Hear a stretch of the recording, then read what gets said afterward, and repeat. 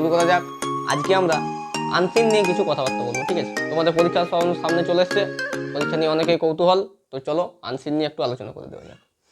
এই আনসিনটা প্রত্যেক ক্লাসে তুমি পাবে, এমন নয় যে ক্লাস 10-এর ক্ষেত্রে ইম্পর্টেন্ট, ক্লাস 12 বলো, ক্লাস 11 তো এখন করে দিয়েছে, অ্যাজ ওয়েল অ্যাজ তোমার বিভিন্ন ক্লাস 7, ক্লাস 8, ক্লাস 9, কীভাবে আনসিনকে ওয়ান শট সলিউশন করে দেওয়া যেতে পারে।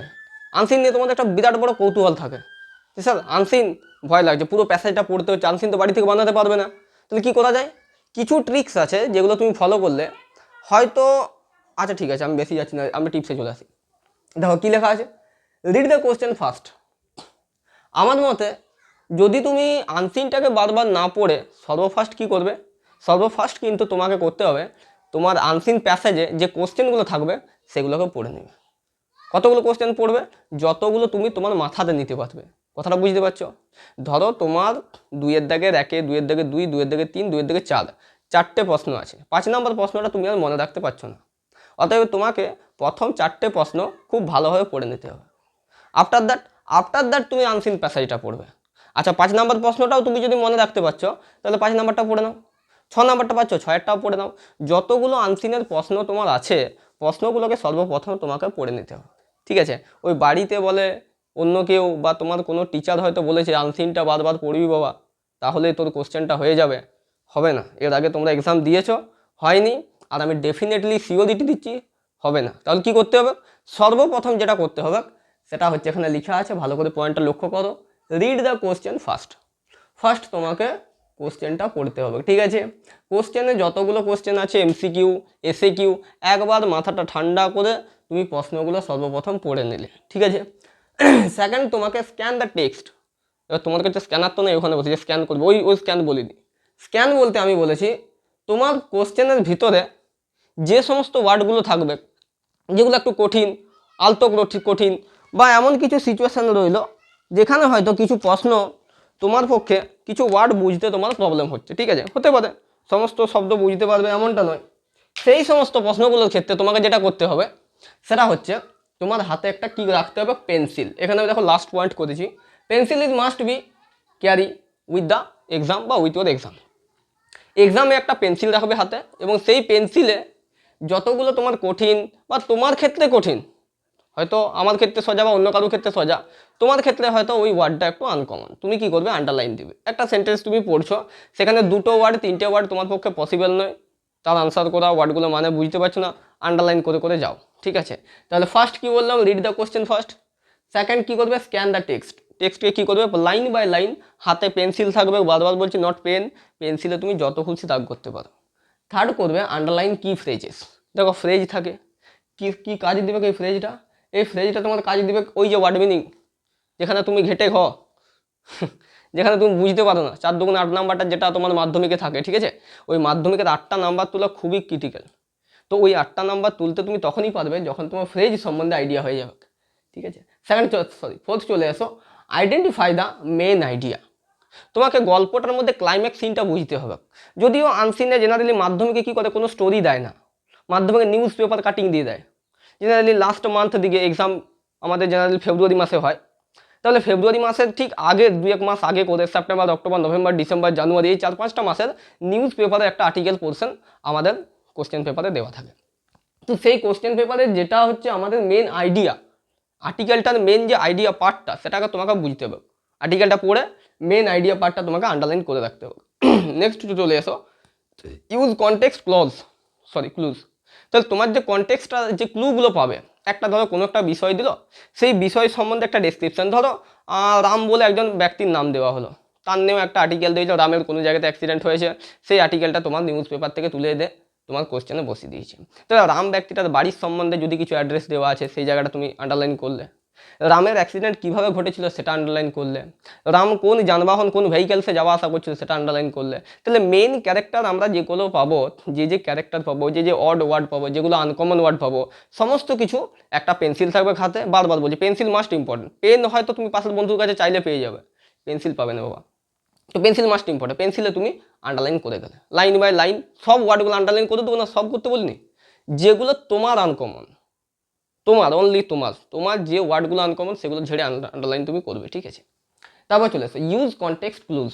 কনটেক্সটের যে ক্লুগুলো আছে, যেটা একটু আগে আমি বলে দিলাম, সেই ক্লুগুলো তুমি আন্ডারলাইন করবে। তাহলে 5টা কি বললাম? ফার্স্ট তুমি করবে যতগুলো পরীক্ষাতে তোমার কোশ্চেন আছে অ্যাবাউট আনসিন, অনলি আনসিন, আনসিনের প্রশ্নগুলো সর্বফার্স্ট তোমাকে পড়ে নিতে হবে।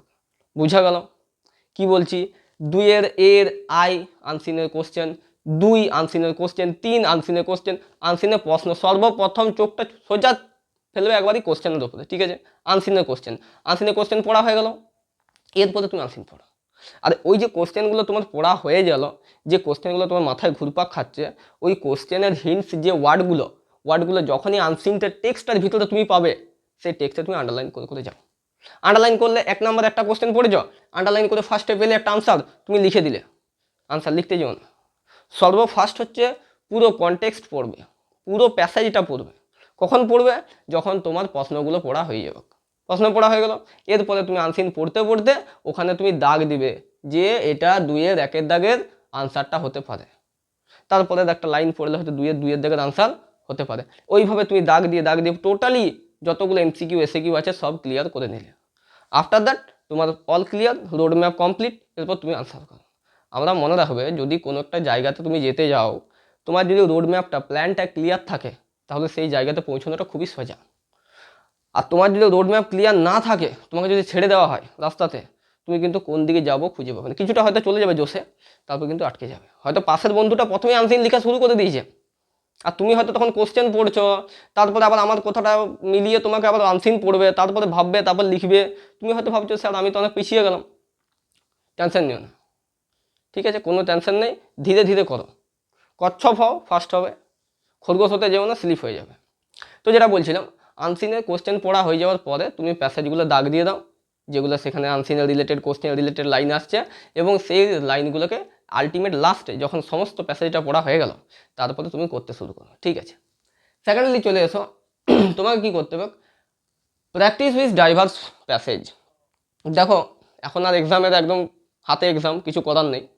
তবে যদি তুমি আনসিন আর একটু বেটার হতে চাও, তোমাকে করতে পারো বিভিন্ন আনসিন, যে সমস্ত আনসিনগুলো আর্টিকেল আনসিনগুলো হয়, সেগুলোকে একটু বাড়িতে প্র্যাকটিস করলে। কীভাবে প্র্যাকটিস করলে? টু দ্য পয়েন্ট, যেভাবে আমি বললাম বা এখানে আছে নিউজ, এই কাটিংটা তুমি দেখে নিতে পারো, স্ক্রিনশট করে নিতে পারো, ঠিক আছে?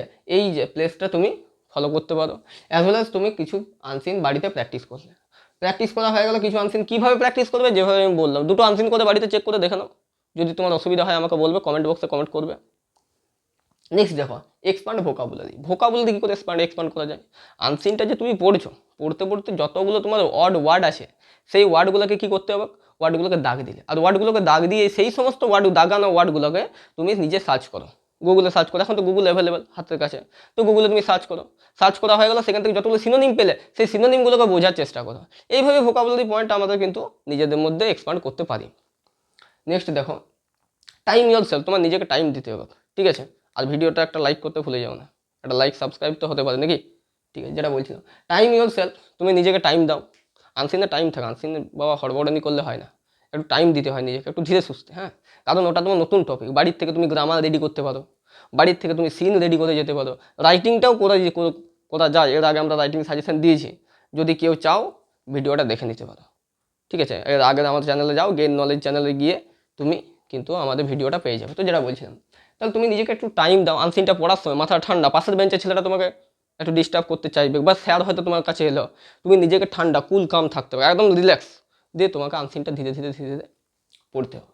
রিভিউ ফার্স্ট পেপার্স বলতে এটা হচ্ছে তোমার যে পূর্বান্ন যে পেপারগুলো মাধ্যমিকের হয়ে গেছে, এর আগের সাল, তার আগের সাল, গত বছর, যেটাকে আমরা PYQ বলে থাকি, প্রিভিয়াস ইয়ার কোশ্চেন্স পেপার, সেই সমস্ত কয়েকটা আনসিন তুমি দেখতে পারো। কি শুধু আনসিন পড়ছে জেনারেলি বছর আপ টু বছর, এখন রেগুলেশন লিজেন্ড হিসেবে কোন কোন আনসিন আসছে। নেক্সট, এটা তো সব থেকে ইম্পর্ট্যান্ট, যে পেন্সিল তোমাকে ক্যারি করতেই হবে। আমি আমার টিউশনের ব্যাচের ছেলেদেরকেও বলে থাকি যে সর্বদা টেক্সট পড়ার সময় হাতে একটা পেন্সিল রাখবে। তোমরাও করতে পারো, বাড়িতে তুমি সিন পড়ো, আনসিন পড়ো, তুমি যাই পড়ো, একটা পেন্সিলের বিশাল ইম্পর্টেন্ট। বারবার বলছি, এটা মার্কার, এটা নয়, পেন্সিলের বিশাল ইম্পর্টেন্ট, ঠিক আছে? পেন্সিল তুমি হাতে রেখে তুমি পড়ো, তোমাদের টেক্সট বই থাকুক, সরি টেক্সট নয়, কী বলে ওটাকে, রেফারেন্স বই যেটা থাকে, হয়তো তোমার বাড়িতে রেফারেন্স বই আছে, তুমি হয়তো ভাবছো স্যার আমাদের তো রেফারেন্স বই আছে, ওয়ার্ড মিনিং লেখার কি দরকার আছে? কিন্তু তাও বলবো, তুমি একটা টেক্সট পড়ার সাথে সাথে একটা পেন্সিল রাখো, তাতে তোমার নিজের সুবিধা হবে। কিছু ইম্পর্টেন্ট ওয়ার্ড, কিছু ইম্পর্টেন্ট লাইন্স স্যার বললো, তোমার মনে হলো যে এই ইনফরমেশনটা গুরুত্বপূর্ণ, তুমি দাগ দিলে, হাইলাইট বলবে স্যার আমার তো হাইলাইটে যাবে, হাইলাইট করে দেবো, করতে পারো, না থাকলে দরকার নেই বাবা, একটা পেন্সিল রাখো, নিচে দাগিয়ে যাও। এই দাগটা বিশাল ইম্পর্ট্যান্ট। এই যে আন্ডারলাইনটা তোমার ব্রেন তোমাকে এটার দিয়ে কাজ করাবে, একবার ফলো করে দেখো ট্রিক্সটা। তো ঠিক আছে, তো আজকে আনসিন নিয়ে জাস্ট অল্প সময়ের জন্য, আমারও সময় নেই, তোমাদেরও সময় নেই, সামনে এক্সাম, জাস্ট এই কটা বলে দিলাম। তুমি সর্বপ্রথম কী করবে, কোশ্চেন পড়বে, নেক্সট আনসিন প্যাসেজ পড়বে, থার্ডলি তোমাকে স্ক্যান টেক্সটটাকে, পুরো টেক্সটটাকে ভালোভাবে পড়ে নিতে হবে। টেক্সটটাকে পড়া হয়ে যাওয়ার পরে, এরপরে টেক্সটটা, সরি পড়া হয়ে যাওয়ার পরে নয়, পড়তে পড়তে, ভেরি সরি, টেক্সটটাকে পড়তে পড়তে তুমি ওখানে পেন্সিলে আন্ডারলাইন করতে করতে থাকা যাবে। কোনগুলো করবে, যেগুলো একটু ক্রিটিক্যাল ফ্রেজ, যেগুলো একটু বড় ফ্রেজ, তার সাথে যেগুলো অড ওয়ার্ড, ঠিক আছে, সেই সমস্ত ওয়ার্ডগুলো একটু আন্ডারলাইন করলে, আইডেন্টিফাই দ্য মেন আইডিয়া, পুরো আইডিয়ার মেন ক্যারেক্টার যেটা তোমাকে বোঝাতে চাইছে, সেই সমস্ত জিনিসগুলোকে তুমি আন্ডারলাইন করে করে গেলে। নেক্সট তুমি use the context clue, context ক্লুর মধ্যে তুমি কোনো একটা ক্যারেক্টার পেলে, কোনো একটা ঘটনা পেলে, সেই ঘটনা রিলেটেড ওখানে যা যা বলেছে সমস্ত কিছু আন্ডারলাইন করবে। যখন আনসিনটা পড়বে তোমার ব্রেন ফোকাসটা টোটালি থাকবে কোশ্চেনের উপর, ঠিক আছে, পাশের ছেলেটা কি বললো, পাশের বন্ধু কি বললো, বেঞ্চটা লড়ছে লড়ুক, কোনো কোনো সমস্যা নাই, যা হচ্ছে হোক, তুমি ফোকাস থাকবে ফুললি পরীক্ষা দিয়ে, ঠিক আছে। আর একটা 5-7 মিনিটের পরে ভিডিও আনবো কীভাবে তোমরা এক্সামটা কুইকলি, মার্জিন, পিটিও, পেজ নাম্বার কীভাবে কী লেখা যায়, এক্সামটা তোমাদের অনেকের টেনশন আছে, ঠিক আছে, চেষ্টা করছি আর একটা 5-7 মিনিটের এরপরে ভিডিও আছে, ঠিক আছে। চলো আজকের মতো এইটুকুই থাক। Like, comment, subscribe my channel.